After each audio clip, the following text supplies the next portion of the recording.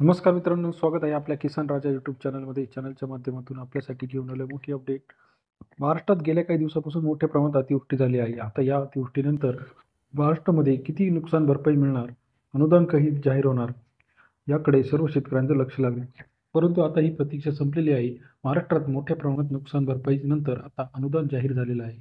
चला तर जाणून घेऊया किती अनुदान जाहीर झालं आहे, कोणत्या परिस्थितीमध्ये.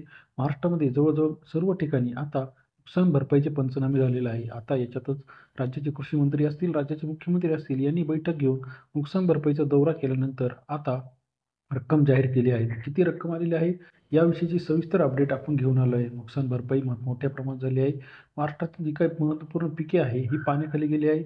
शेतकऱ्यांचे जे काही बांध आहे ते बांध वाहून गेलेले आहे. त्याचबरोबर शेतकऱ्यांची पिके मातीसुद्धा वाहून गेलेली आहे. विहिरी खराब झालेल्या आहे. आर्थिक नुकसान झालेलं आहे. जीवितहानी झालेली आहे. मग अशा परिस्थितीत किती नुकसान भरपाई येणार हे सर्व शेतकऱ्यांकडे लक्ष लागू लागले. आता ठराविक ठिकाणी जास्त नुकसान झालेलं आहे, काही ठिकाणी कमी नुकसान झाले आहे. मग प्रत्येक जागेनुसार आता निकष बदललेले आहे. चला तर जाणून घेऊया महाराष्ट्रातील अतिवृष्टीचं नुकसान जिथे जास्त झाले आहे या ठिकाणी किती नुकसान भरपाई सरकारने दिलेली आहे. याविषयीची लेटेस्ट अपडेट आपण घेऊन आलो असून चॅनलला नवीन असाल तर चॅनल लाईक, सबस्क्राईब, शेअर करा. जवळजवळ बघा मोठ्या प्रमाणात आता नुकसान भरपाई दिलेली आहे सरकारने. याच्यामध्ये वेगवेगळ्या याच्यानुसार जनावरांसाठी वेगळी रक्कम आहे, घराच्या नुकसानासाठी वेगळी रक्कम आहे, रस्ता असेल, त्याचबरोबर जमीन असेल, विहीर असेल, याच्या अनुदानासाठी वेगवेगळी रक्कम जाहीर केलेली आहे. मग अशा परिस्थितीमध्ये आता आपल्याला ही पैसे कधी मिळणार, किती दिवसामध्ये पैसे येणं गरजेचं आहे, हे आता बघणं गरजेचं आहे.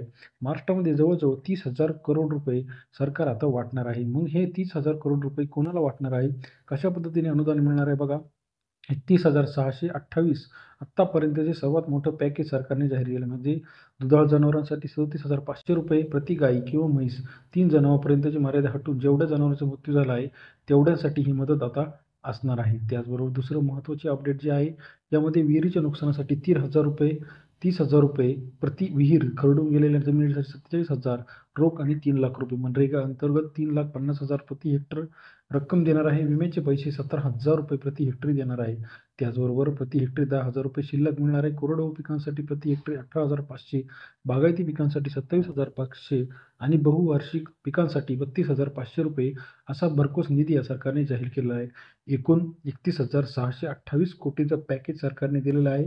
त्यामध्ये 3 हेक्टरपर्यंत आता मदत जाहीर होणार आहे. 2 हेक्टरची मर्यादा हटून 3 हेक्टरपर्यंत. म्हणजे बघा सर्व स्तरावरती सरकारने विचार करून जवळजवळ 31,000 कोटीचं पॅकेज जाहीर केलं. म्हणजे आपल्याला ही रक्कम किती दिवसात येणं बंधनकारक आहे.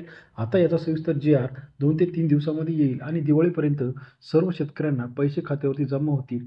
विहीर असेल, गायी असेल, त्याचबरोबर जमिनीचं जर नुकसान असेल, या सर्वांसाठी सरकारने योग्य ते पॅकेज जाहीर केलं आहे. 31,000 करोड रुपयाचं पॅकेज हे सर्व जिल्ह्यांसाठी लागू असणार आहे.